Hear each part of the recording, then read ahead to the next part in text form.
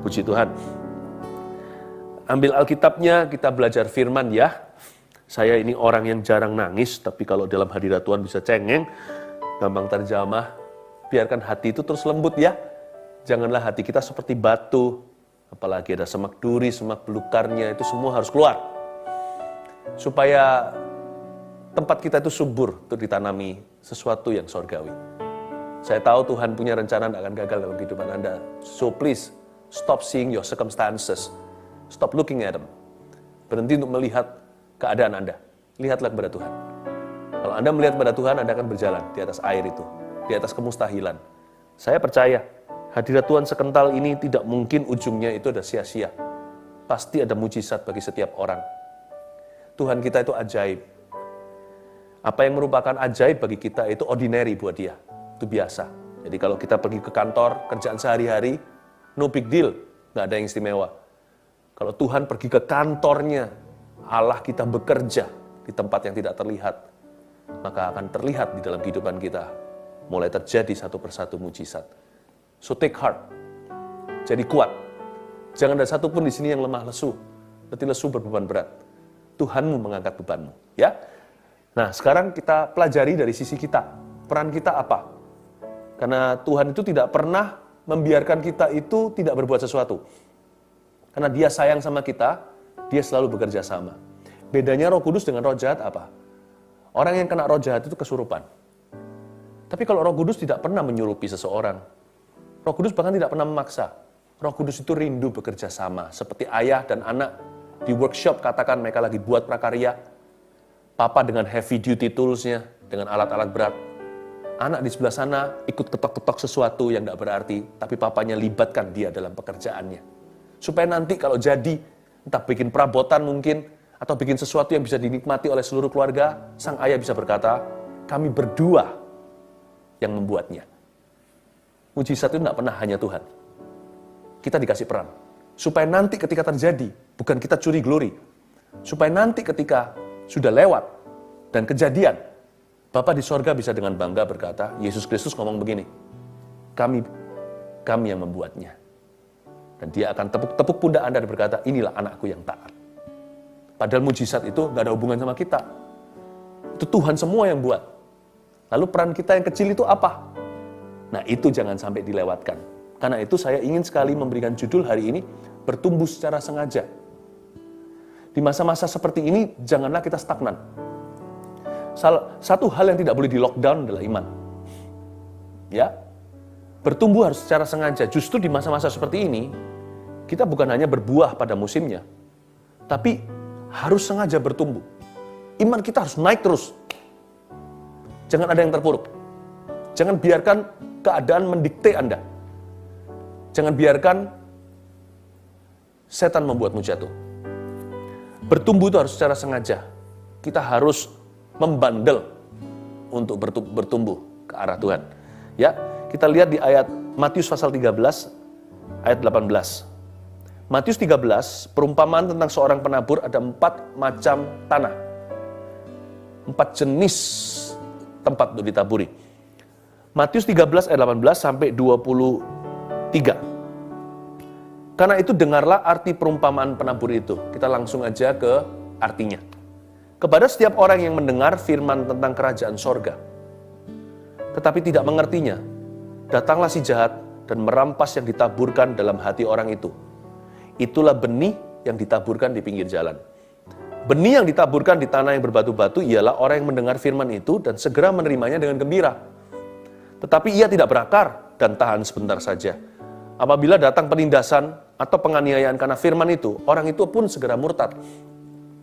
Yang ditaburkan di tengah semak duri ialah orang yang mendengar firman itu, lalu kekhawatiran dunia ini dan tipu daya kekayaan menghimpit firman itu sehingga tidak berbuah. Yang ditaburkan di tanah yang baik ialah orang yang mendengar firman itu dan mengerti. Dan karena itu ia berbuah. Ada yang 100 kali lipat, ada yang 60 kali lipat, ada yang 30 kali lipat. Kembali ke ayat 18. Karena itu dengarlah arti perumpamaan penabur ini kepada setiap orang yang mendengar firman. Anda dengar firman enggak? Ya. Kalau gadget Anda tidak mute atau dalam mode diam, berarti kan Anda bisa dengar suara saya.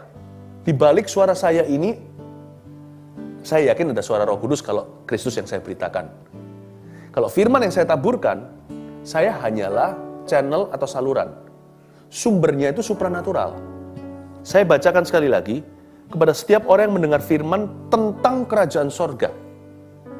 Jadi yang Anda dengar ini sekalipun kata-kata keluar dari mulut manusia, esensinya itu supranatural. Karena benihnya itu kerajaan sorga. Jangan remehkan firman loh ya. Kalau saya menyampaikan filsafat manusia tidak ada kuasa, hanya positive thinking saja. Kalau yang saya beritakan adalah diri saya, maka semua berujung sia-sia karena manusia hanya debu tanah. Tapi kalau yang saya bagikan ini, bumi langit boleh berlalu, tapi firman Tuhan seiota pun tidak akan tanpa digenapi. Hati-hati. Berarti yang Anda terima ini sifatnya adikodrati. Sifatnya supranatural. Suara sama yang berbunyi ketika bumi belum berbentuk apa-apa atau kegelapan dan hanya perairan. Jadilah terang, terang jadi, matahari pun muncul pada tempatnya. Lalu manusia diciptakan. Yang Anda dengarkan ini adalah kuasa penciptaan yang sama. Firman Tuhan di mulut kita, asal itu firman Tuhan, sama berkuasanya dengan firman Tuhan di mulut Allah. Karena Allah lah yang punya firman, bukan manusia. Ya kan? Karena itu, berimanlah pada firman itu. Berimanlah, percayalah pada benih itu. Ya. Mutiara dari mulut babi, kalau itu berlian, sama harganya. Kalau itu emas per kilo juga universal nilainya. Mau keluarnya, mau emas itu jatuh di selokan, kena lumpur, kena kotoran, tetap per gramnya sudah ditentukan oleh dunia. Jangan lihat salurannya.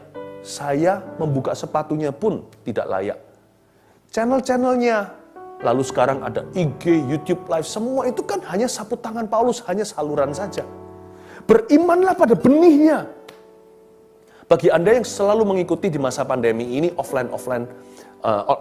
online, ibadah online kami termasuk saat teduh seperti ini, Anda sudah rajin ditaburi. Gak mungkin gak terjadi sesuatu, butuh iman untuk kita begini loh. Bahkan kita perlu iman yang gede banget untuk percaya sesuatu gak akan terjadi. Firman ini yang sudah Anda dengar minggu per minggu, setiap hari Rabu, hari Sabtu, dan juga hari Minggu, Anda ditaburi melulu. Diemin aja pasti tumbuh. Firman Tuhan itu lebih subur dari kangkung. Karena sifatnya supranatural, yang punya benih itu kuasa. Have faith in the seed. Don't have faith in yourself. Don't have faith in me. Jangan beriman pada saya. Jangan beriman pada kami. Membuka tali kasutnya aja kami nggak layak. Kami nggak bisa. Jangan beriman pada diri sendiri. Jangan beriman pada situasi. Berimanlah pada benih itu. Have faith in the seed. The seed is the word of God. Benih itu firman Allah. Dan firman itu berkuasa, maha kuasa. Supranatural sifatnya. Makanya dikatakan yang mendengar firman tentang kerajaan, bukan bumi, sorga. Itulah sumbernya. Have faith in the seed. Gak mungkin gak terjadi sesuatu. Jadi jangan mau ditipu sama setan. Hidupmu gak akan kemana-mana. Muter-muter melulu. Hanya karena kita belum melihatnya, beriman dulu.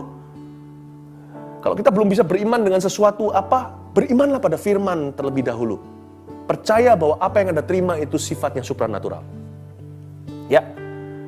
Nah, lalu dikatakan di ayat ini kepada setiap orang yang mendengar firman tentang kerajaan sorga ayat 19 tapi tidak mengertinya, datanglah si jahat dan merampas yang ditaburkan dalam hati orang itu. Oke? Siap-siap. Tanah tipe yang pertama. Itulah benih yang ditaburkan di pinggir jalan, bertumbuh harus secara sengaja. Apa peran kita? Tulis nomor 1, perhatikan cara menerima. Itu dia. Perhatikan dulu cara kita menerima firman Tuhan. Jangan acuh dan acuh. Jangan WO sebelum kita menerimanya. Banyak orang itu gak muncul ketika harusnya menerima roti dari sorga. Entah karena waktu kita mendengarkan firman, atau pas baca Alkitab, mendengarkan firman kita tertidur. Ada orang yang kan suka tidur di gereja. Ya kan Tuhan gak maksa. Roh Kudus tidak membuat kesurupan. Dia nggak akan tembus telinga Anda, dia mengetuk hati. Kalau Anda tertidur ya firman nggak masuk lah. Karena kita juga butuh akal budi untuk mencerna. Ada orang yang WO, jadi belum turnamennya belum ada, sudah nggak hadir alias absen. Alkitab nih nggak pernah dibuka, ditutup melulu. Gimana Anda bisa ditaburi? Kalau dibuka plastiknya aja belum sempat. Gimana kita bisa makan? Ya kan? Kalau yang namanya kita makan sesuatu di dalam paketnya, kalau paketnya nggak pernah dibuka. Gampang lah. Kalau kita memang mau betul-betul bertumbuh secara sengaja, ditaburi firman dan mengalami mujizat Allah, turn to your Bible, open to its pages. Buka dulu. Perhatikan cara Anda menerima. Beberapa orang sama sekali nggak menerimanya dari awal. Karena tidak membuka diri. Ada juga yang acuh tak acuh. Ada yang meremehkan. Emangnya firman bisa solve my problem gitu? Bisa selesaikan permasalahan saya? Loh, sama dengan orang begini loh. Orang pusing lalu kita ambil obat. Atau penurun panas kalau kita itu demam tinggi. Emangnya ini bisa langsung saya masuk ini, langsung turun panasnya? Anda harus yakin bahwa obat itu dibuat oleh farmasi, dibuat oleh industri, untuk supaya kena kesasaran. Itu ada khasiatnya. Sedangkan obat ada efek sampingnya, firman tidak ada. Obat itu natural, bahkan kimia. Firman ini supranatural. Harusnya Anda yakin kalau Anda mendengarnya, nggak perlu iman besar masuk ke hati Anda, akan tumbuh iman. Asal Anda menerimanya, pasti terjadi sesuatu. Jangan remehkan dulu, jangan acuh tak acuh. Ada beberapa orang gengsi. Dia bukannya remehkan, tapi dia gengsi untuk mengakui bahwa firman itulah yang dia butuhkan. Enggak lah. Mau juga enggak mau juga enggak berani. Jangan. Kalau kita itu menerima firman Tuhan, harus dengan sikap hati yang haus dan lapar, dan mau percaya. Saya nggak bilang sikap hati yang percaya, banyak orang tidak memulainya dengan percaya dulu. Tapi mau percaya, mau belajar, mudah diajar. Yang pertama itu, benih yang ditabur di pinggir jalan, belum masuk ke tanah, sudah dimakan sama burung-burung liar. Perhatikan firman itu jatuh ke tanah seperti apa di hidupmu. Jangan ditabur sembarangan. Dan juga jangan sembarangan terima taburan. Saya ulang, bagi yang menabur, jangan menabur sembarangan. Tetapi bagi yang ditaburi, jangan mau sembarangan menerima asal-asalan. Ya, gampang lah. Serius dong. Perhatikan caramu menerima. Itu akan mempengaruhi kita. Orang yang betul-betul memperhatikan di kelas, mungkin nggak perlu les-lesan. Mungkin. Kalau dia benar-benar dengarkan, dia akan dapat semua. How you listen will determine what you learn. How much you learn. Bagaimana kita mendengarkan akan mempengaruhi bagaimana kita belajar atau apa saja yang telah kita terima. Akan sangat menentukan apa yang kita bisa mengerti. Akan sangat menentukan our understanding. Jadi yang nomor satu, benih yang ditabur di pinggir jalan mengajarkan pada kita untuk memperhatikan cara kita menerima firman. Jangan di pinggir jalan. Jangan asal-asalan. Yang kedua, benih yang ditaburkan di tanah yang berbatu-batu. Ialah orang yang mendengar firman itu dan segera menerimanya dengan gembira. Baru terima langsung happy ya. Tapi kita lihat ayat 1. Tapi ia nggak berakar sih. Tahan sebentar, nggak punya stamina. Lalu datang penindasan, penganiayaan, sedikit kesusahan. Karena firman itu, orang itu langsung segera murtad alias menyerah. Ya, bertumbuh secara sengaja, mengalami mujizat, memfasilitasi diri kita untuk menerima janji Allah. Itu pertama-tama perhatikan cara kita menerima. Yang kedua, beri komitmen. Kepada apa yang Anda dengarkan itu beri komitmen. Jangan takut berkeringat. Dalam perjuanganmu melawan dosa, kamu belum berdarah-darah, kata firman Tuhan di Ibrani. Berdarah-darah pun kita belanin. Karena kita tahu firman is worth it. Firman itu nilainya kekal. Kepada apa yang Anda dengar, beri komitmen. Jangan takut untuk berusaha. Kita nggak bisa menumbuhkan benih itu tumbuh sendiri. Tapi usaha kita hanyalah menjaga hati kita subur untuk ditaburi. Beri komitmen, supaya firman itu bisa bertumbuh leluasa dalam kehidupanmu, hingga penggenapan yang tak terhingga. Not only how you listen, tapi how willing are you to put effort. Bagaimana kita, serela apa kita ini mau berusaha. Kita nggak bisa berusaha untuk menumbuhkan firman sekali lagi ya. Tapi kita bisa berusaha untuk menjaga hati dengan segala waspada. Karena kita tahu dari sana pertumbuhan. Oke? Beri komitmen. Lalu kita lihat ayat yang ke-22. Yang ditaburkan di tengah semak duri ialah orang yang mendengar firman itu, lalu kekhawatiran dunia ini dan tipu daya kekayaan menghimpit firman itu sehingga nggak berbuah. Yang ketiga, singkirkan gangguan. Tulis itu. Ya. Singkirkan gangguan. Kalau kita tahu ya, kita terima firman lalu ada sesuatu yang mengganjal di hati. Entah sesuatu yang kita sadari atau yang belum kita sadari hingga kita masuk lebih dalam hadirat Allah, baru diwahyukan. Ternyata aku tuh masih begini. Tapi khususnya hal-hal yang perlu disadari, langsung harus kita perhatikan. It will demand our immediate attention kalau sesuatu itu kita sudah menyadarinya. Oke? Maksud saya adalah singkirkan gangguan. Kalau Anda terima janji Tuhan, firman Tuhan, dan itu akan terjadi sesuatu di hidupmu. Anda tahu itu berharga, itulah solusinya, itulah mujizat yang Anda tunggu-tunggu. Lalu Anda tahu ada sesuatu yang mengganjal, yang memisahkan Anda dari kasih karunia Tuhan, entah itu akar kepahitan atau apa, cepat ampuni. Jangan tunda ketaatan. Orang yang mau mengalami kuasa Tuhan, dia akan pintar secara rohani. Dia akan segera singkirkan semua distraction atau gangguan. Bukannya firman itu perlu kita tumbuhkan, bukan. Tapi kita akan ambil segala sesuatu yang menantang firman itu untuk bertumbuh dalam kehidupan kita atau menunda. Menunda ketaatan itu menunda penggenapan. A delayed obedience is delayed glory. Ketaatan yang ditunda adalah kemuliaan yang tertunda. Cepat singkirkan. Percuma buang-buang waktu, bukan cepat lambat kita harus taat. Ya, dan jangan main-main dengan dosa. Tapi itu cuma dosa kecil. Apa artinya? Sekarang kecil, semak belukar semuanya begitu. Pada waktu kanak-kanak, ya, lalang dan gandum, tahu kan ayatnya? Nanti ya di perikop berikutnya ada dibahas itu, tapi saya nggak bahas sekarang.